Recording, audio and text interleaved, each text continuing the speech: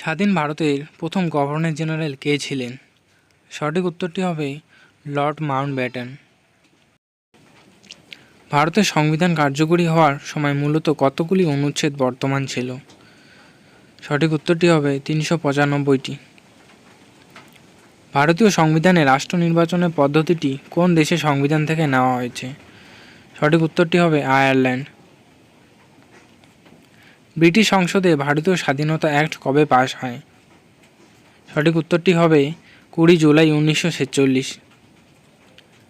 ভারতীয় স্বাধীনতা আইন 1947 কার্যকর হয় 3রা জুন 1947।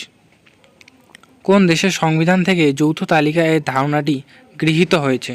সঠিক উত্তরটি হবে অস্ট্রেলিয়া। কোন দেশের সংবিধান সর্বাপেক্ষা বৃহৎ? সঠিক উত্তরটি হবে ভারত। 1935 সালে ভারত শাসন আইনে অবশিষ্ট ক্ষমতা দেওয়া হয়েছিল। সঠিক উত্তরটি হবে গভর্নর জেনারেলের। ভারতের সংবিধান কবে গ্রহণ করা হয়? সঠিক উত্তরটি হবে 26শে নভেম্বর 1949 সালে। ব্রিটিশরা ভারত বিভাগের দাবি স্বীকার করেছিল। সঠিক উত্তরটি হবে মাউন্টব্যাটেন পরিকল্পনার মাধ্যমে। নিম্নে উল্লেখিতদের মধ্যে কে ভারতে সিভিল সার্ভিস শুরু করেছিলেন? সঠিক উত্তরটি হবে লর্ড কর্নওয়ালিস।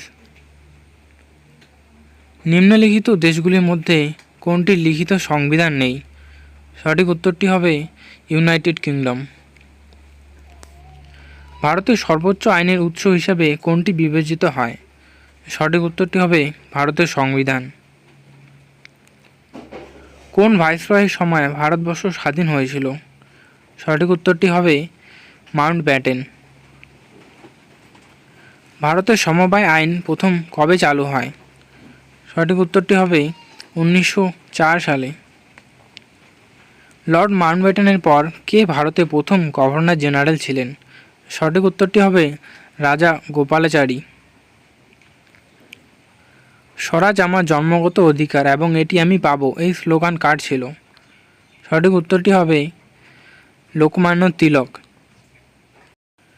ভারতীয় জাতীয় কংগ্রেসের প্রথম সভাপতি কে ছিলেন?